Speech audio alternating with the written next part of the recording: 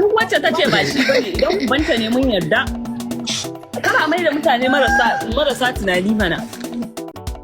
An gudanar da binciken kwakwaf kan gane ingancin sahihancin wani bidiyo da ake yadawa a cikin social media wanda an ka jingina shi da mijin Sayyida Sadiya Haruna ma'ana Best Joints.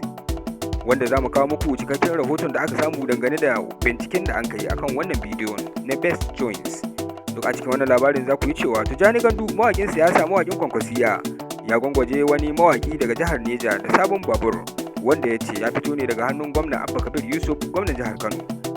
To jama'a barkanku da yau, barkanku da sake kasancewa da mu a cikin sabon shirin. Idan yau ne ka fara zuwa wannan tashar tamu to kar ka manta ka daure ka danna mu subscribe don ci gaba da samun shirye-shiryen mu cikin lokaci. Ga dai labarun ɗaya bayan ɗaya. Idan cikin ɗakin ta ne?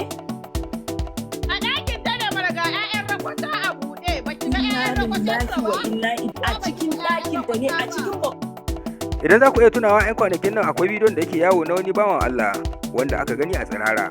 Bidiyon da ya janyo hankalin al'umma a kansa har suka alakanta bidiyon da mijin Sayyida Sadiya Haruna tsohuwar matar Garba G-Fresh inda suka ce shi ne a cikin wannan bidiyon.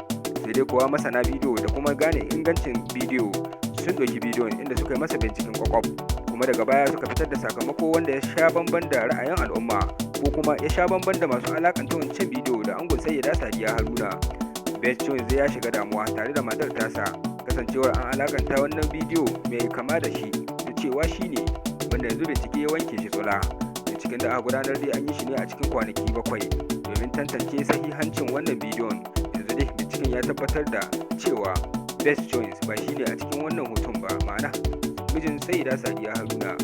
Da bangare daya kuwa za ku yi cewa mawaƙin siyasa a Najeriya Alhaji Tijjani Gandu mawaƙin jam'iyyar NNPP da kuma ƙungiyar Kwankwasiya ya gwangwaje shahararren mawaƙin nan daga Suleja wato Alhaji Murtala Suleja da sabon babur wanda ya ambata masa cewa ya fito ne daga hannun Abba Kabir Yusuf mai girma gwamnan jihar Kano kenan.